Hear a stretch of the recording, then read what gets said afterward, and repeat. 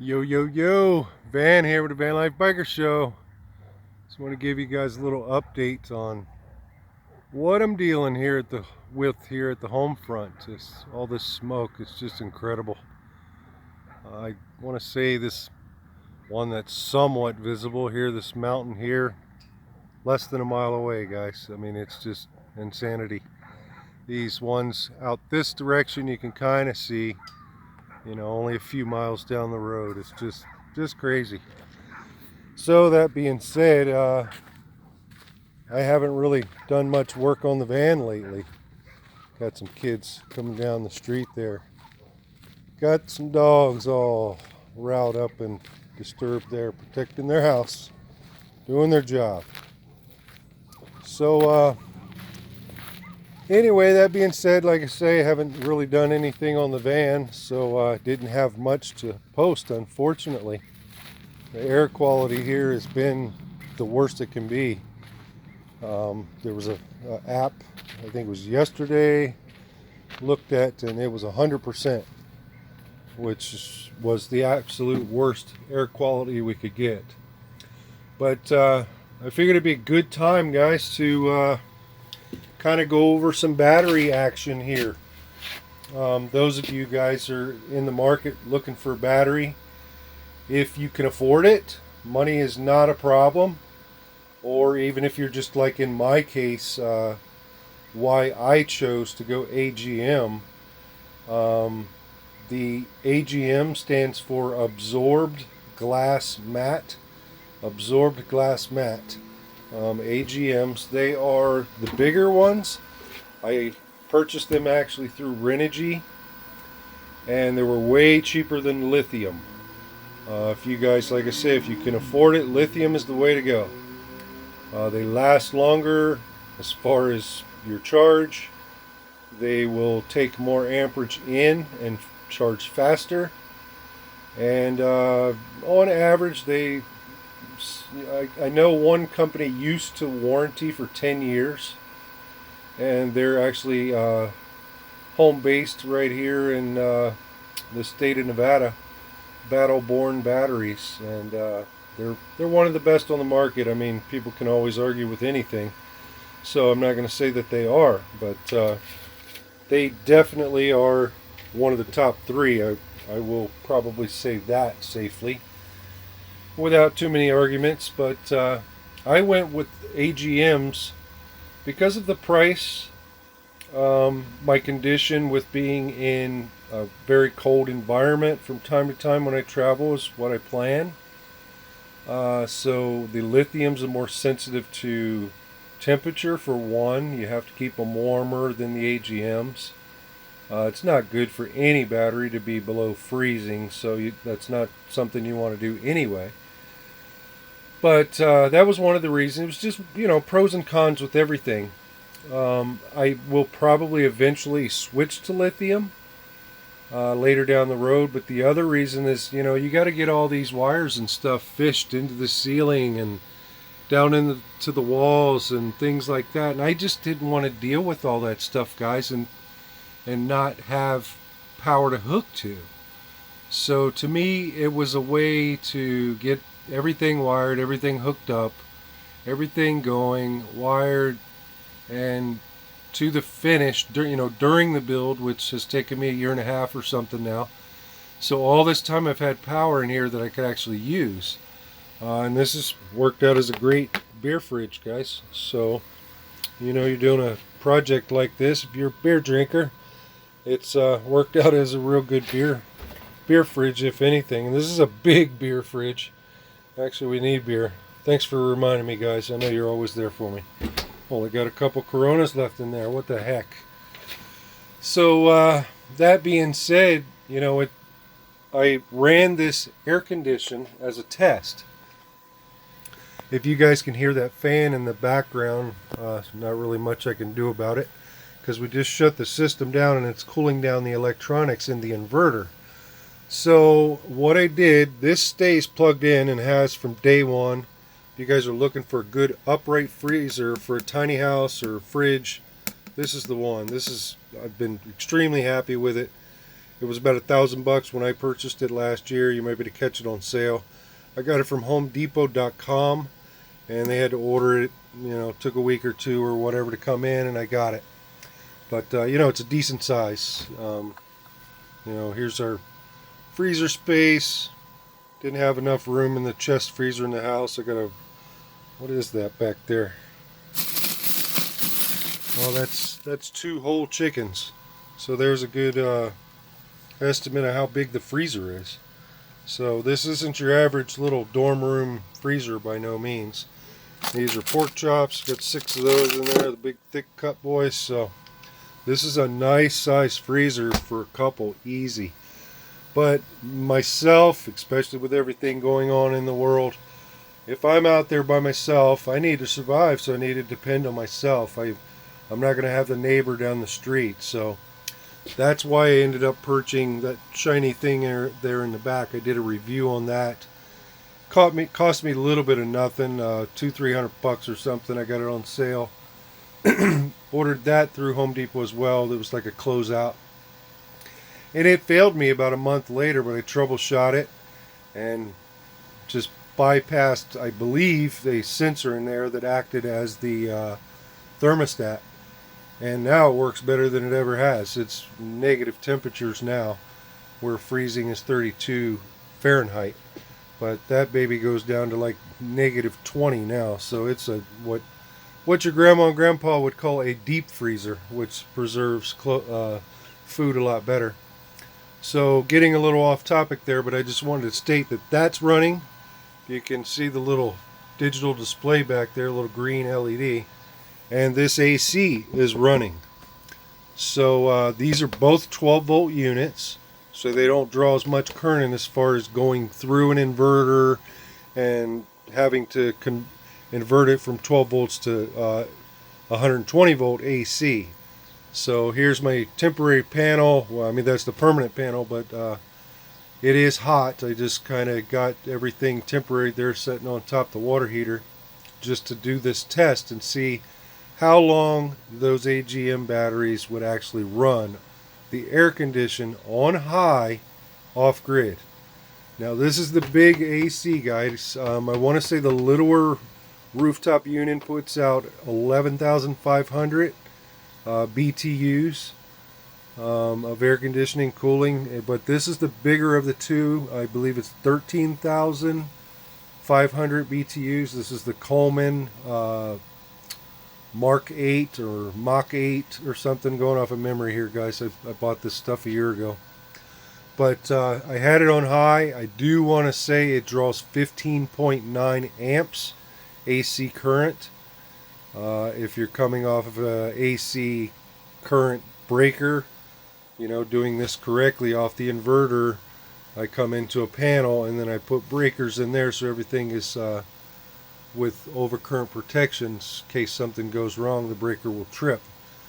We, you know, protect us from fires, shorts, or, you know, a load or something pulling too much current inside the electronics or something in the AC, and, you know, like the fan getting bound up or something. But long story short, 15.9 amps is what that's pulling. I can't tell you the amperage on both of these units. I just can't recall, and I'm not going to get into that, but this was just a ballpark estimate for you guys.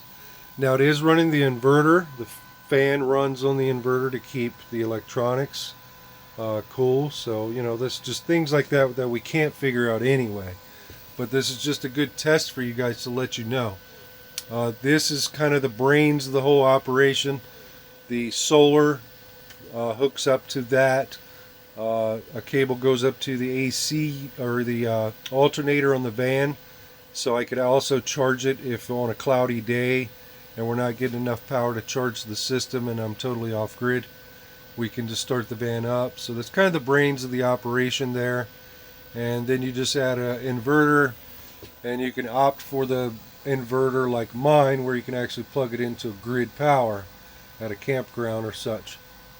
So off grid, I have 200 amp hour AGM batteries from Renogy.com, Renogy. .com, and that's where I got this unit as well. And that's got LEDs on it too constantly, so that power's being drawn. And I have 4 of those 200 amp AGM batteries. They're extra long, like 2-car batteries attached to one another, end to end. Actually, we might be able to see them here. It's getting dark here now. But there they are. I got them stored underneath my step walking up onto the platform here, where our what do we want to call it, couch, lounge, and chair. I did a video on that too if you guys want to check those out. They're very cool. You can get them kind of in a love seat size, or twin bed size, or I don't even know. I want to say maybe they went to queen size. So very cool for a van build. And you can cut them down and resize them, which is what I had to do. They came in a twin size. I bought 2 of them, and I wanted them more of an army cot size, so I could put one over here, and look back towards the front of the van, and we could, watch TV here. So, you can go back through some of the other videos on that, but essentially off-grid, no solar, 1 freezer running there, a freezer running here, and the fridge below. It ran for right about 1 hour exactly, guys. So that's 800 amps. I've got 4 of those. So 800 amp hour battery pack, bank, whatever you want to call it, ran this AC unit here on the roof. It's 120 volts at 15.9 amps. And it ran it for 1 hour exactly.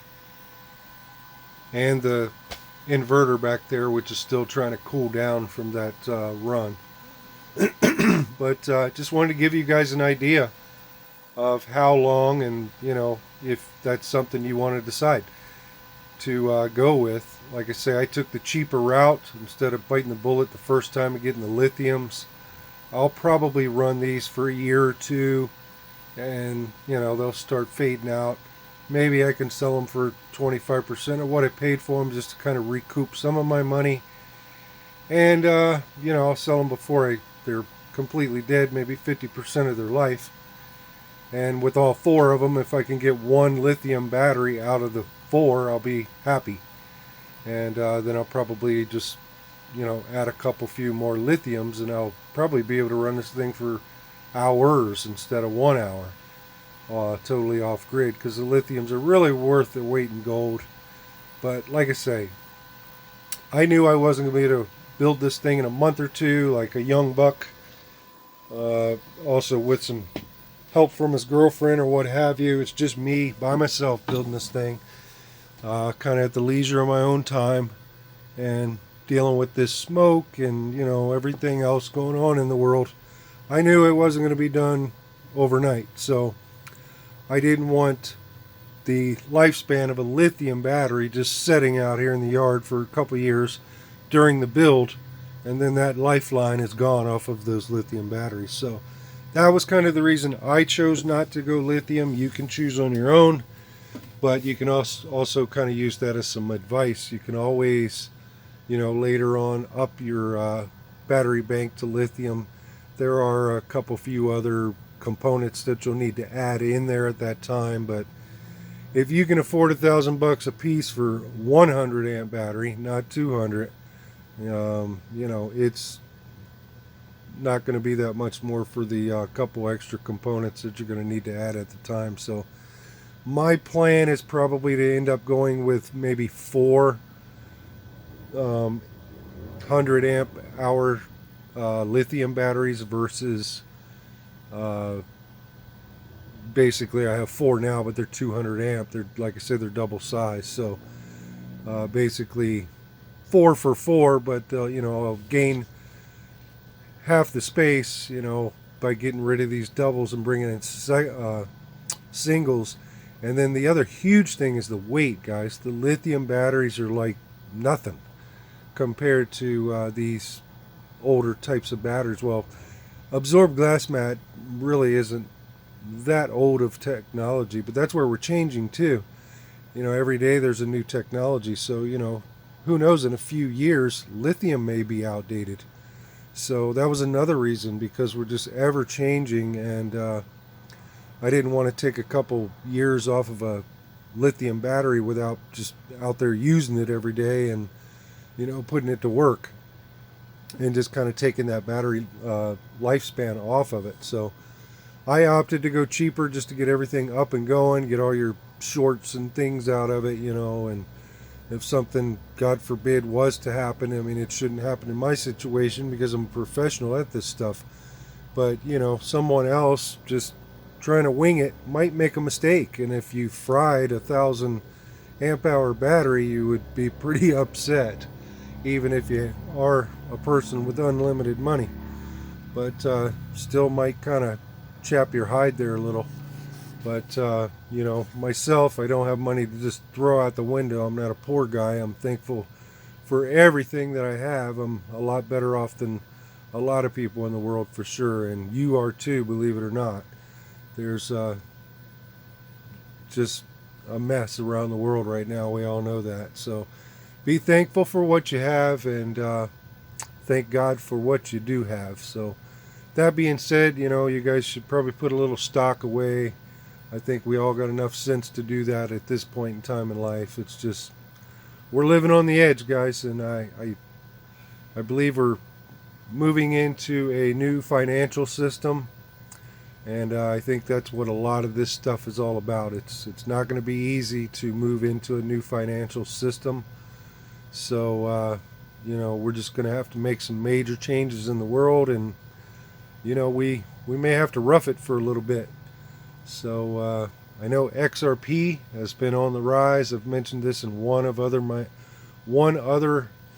video that I had in the past, when I got the television hooked up, when I purchased that and got it mounted. But if you don't know what XRP is, it's like Bitcoin. It's a cryptocurrency. A lot of people call it monopoly money or what have you. That's fake money, but it's on a let's just say like a stock market works, where things go up and down and up and down. So you can't lose until you sell. That's what any stockholder will tell you. But it's not like a share. Share, you're actually buying a piece of the company. If the company goes out of business, then your share goes to zero. Cryptocurrencies work a little differently. Well, I shouldn't say all. Things are still being ruled as we speak. They're in a lawsuit right now with the Security Exchange Commission, the SEC. And that being said, once this case is ruled that it's not a security, which I firmly believe it won't be ruled that way, XRP is going to be wide open to a lot of this change in the financial globe right now. Will it be a global currency? That's a tough question to answer.